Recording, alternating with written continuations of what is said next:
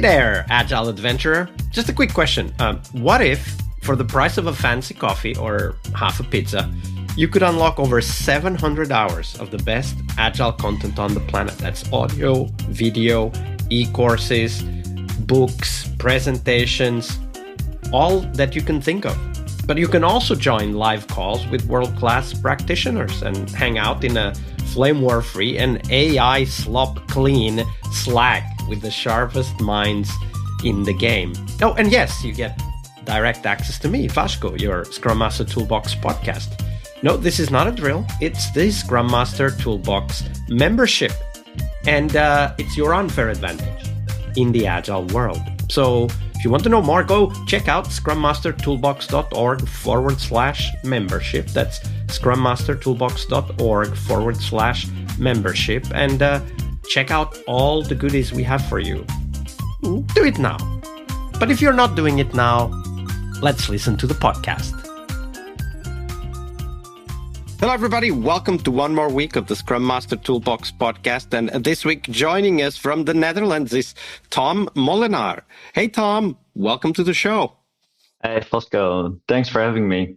Absolutely. So Tom is a team coach with a background in social psychology and behavioral influence.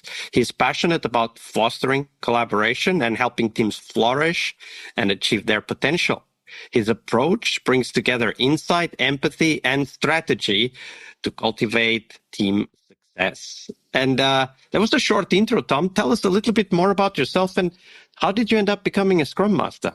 Yeah, that's a funny story. I studied social psychology, and when I was doing the master, was a master in behavioral influence, I reached out to a small consultancy agency, a group of coaches based in Amsterdam, because I needed to do an internship where I was linking my practical insights from that master to a real life situation, and I had to do a research. So I approached this consultancy agency, and that's where I started researching the relationship between job happiness, so how happy are people on the work floor or with their jobs, in relation to working agile. So during that internship, I learned a lot about the factors that play a role in job happiness, what agile working means. And I got hooked because it's also a lot about team dynamics, change management. And this group of coaches was really experienced. So for me, I was in my mid-20s, it was a really, really cool experience learning so much from these coaches that were in their end of 30s, 40s. So I soaked it all in, and basically they after the study. And the funny thing is, we didn't find a significant relationship between working agile and job happiness, but we did find some really interesting results between factors of job happiness. For example, the amount of challenge or the amount of autonomy in your work. But basically, it clicked also with these coaches, and they offered me a job and a traineeship to become a team coach / Scrum Master. And from that point, I started doing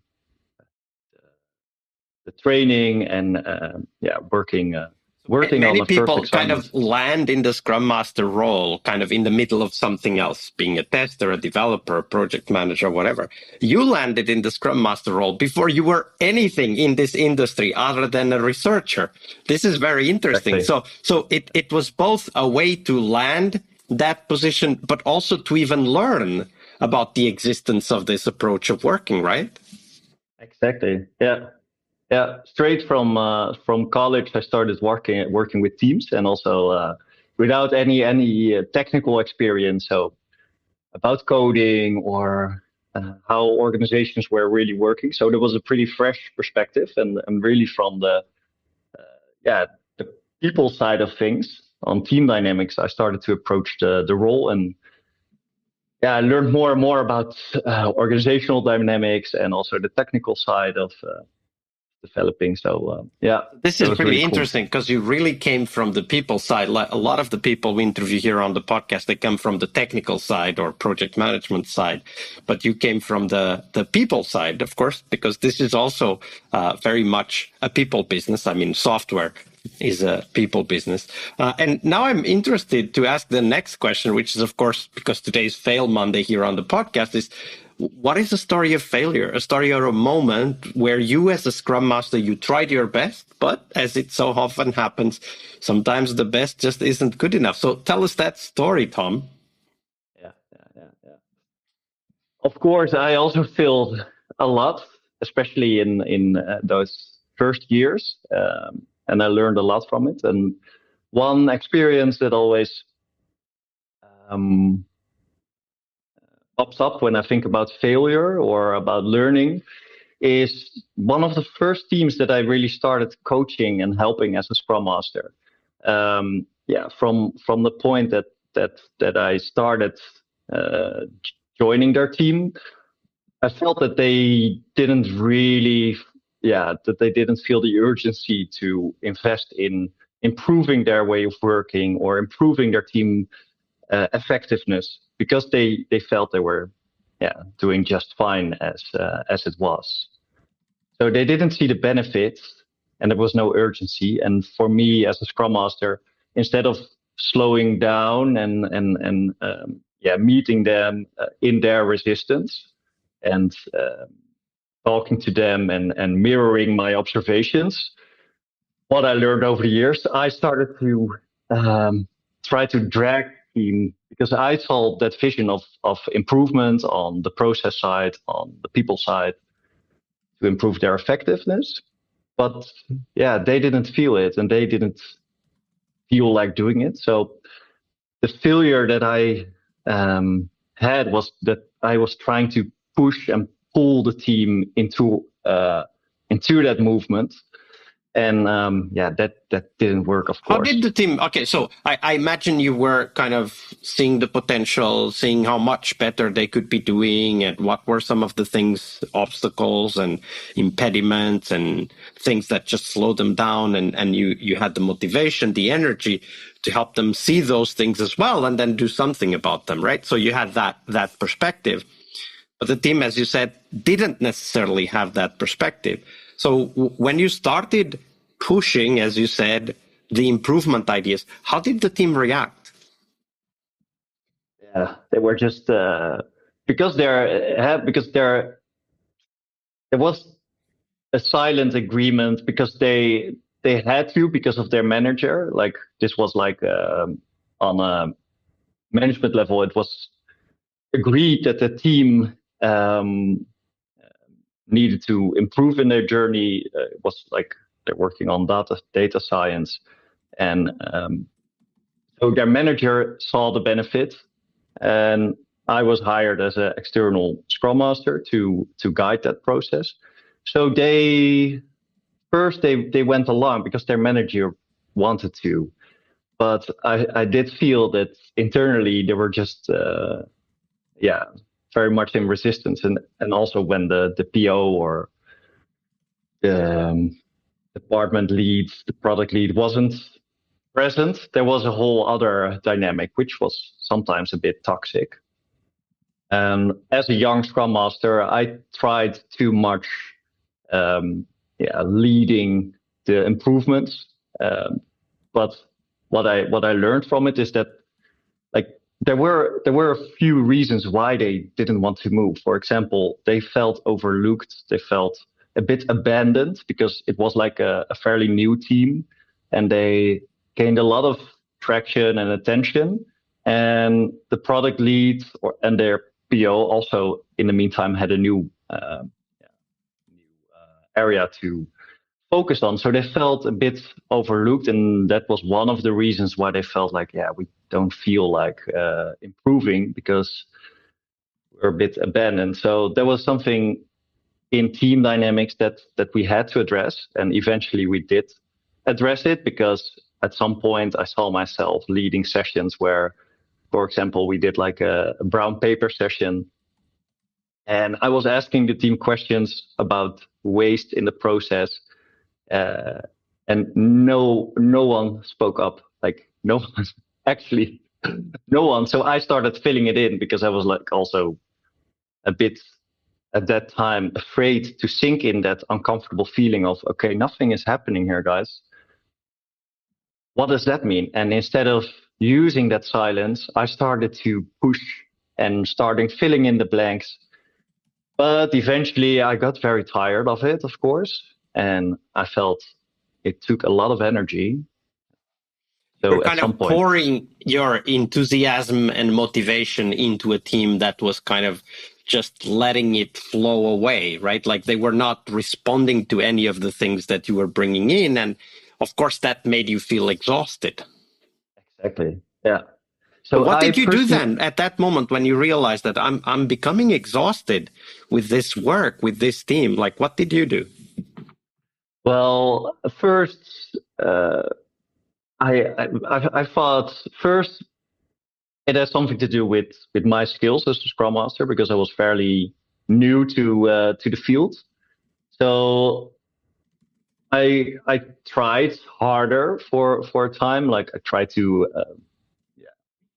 get them more enthusiastic or try to understand them better. But I also had guidance from that small consultancy agency because I was working for them and I had like I had one-on-ones with my manager. So I brought in these cases where I felt stuck with my manager and we would discuss them.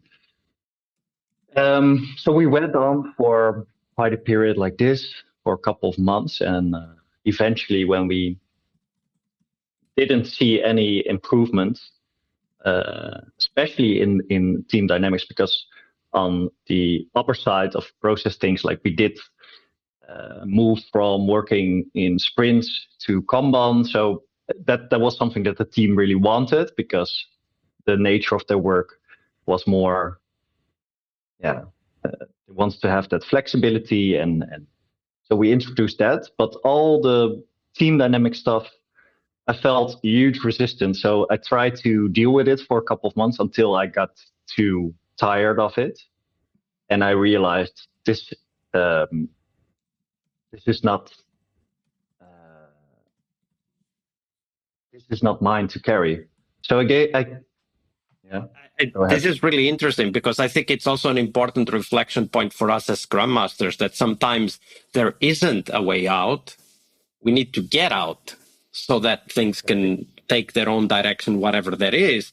But I think the one thing that I really want to emphasize is that at the point when we feel exhausted, right? Like we're bringing passion and motivation and enthusiasm and all of that is being just, it's just flying over the team, basically. The team isn't grabbing to any of that, isn't attaching themselves to any of those ideas.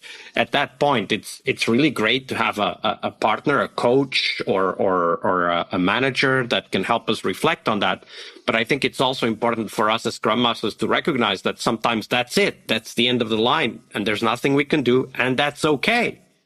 Because we're not supposed to succeed 100% of the time. Nobody is. Yeah. So yeah, that's maybe the realization. Like, of course, you can try all kind of stuff and try to meet the team where they are and have those honest conversations about your observations, about what you feel, what you observe.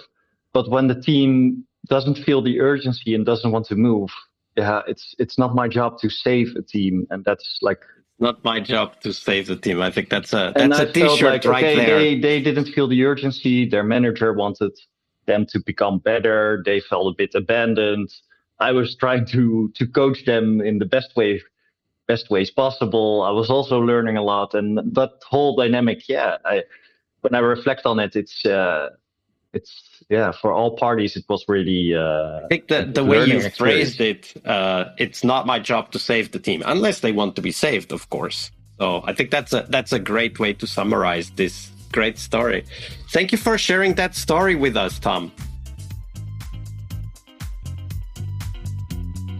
All right, I hope you liked this episode. But before you hit next episode, here's the deal. This podcast is powered by people like you, the members who wanted more than just inspiration. They wanted real tools and real connection to people who are practicing Agile every day. We're talking access to over 700 hours of Agile Gold, CTO level strategy talks, summit keynotes, live workshops, e-courses, deep dive interviews, books, and if you're into no estimates, we got the pioneers of no estimates in those deep dive interviews as well. Agile business intelligence, creating product visions, coaching your product owner courses, you name it. You'll get invites to monthly live Q&As with Agile pioneers and practitioners, plus a private Slack community, which is free of all of that AI slop you see everywhere, and of course, without the flame wars. It's a community of practitioners that want to learn and thrive together. It's the best place to connect with community and learn together. So if this podcast has helped you before, imagine what you will get from this podcast membership. So head on over to scrummastertoolbox.org/membership and join the community that's shaping the future of Agile. And we have so much for you. So check out all the details at scrummastertoolbox.org/membership, because listening is great, it's important, but doing it together, that's next level. I'll see you in the community Slack. We really hope you liked our show. And if you did, why not rate this podcast on Stitcher or iTunes? Share this podcast and let other Scrum Masters know about this valuable resource for their work. Remember that sharing is caring.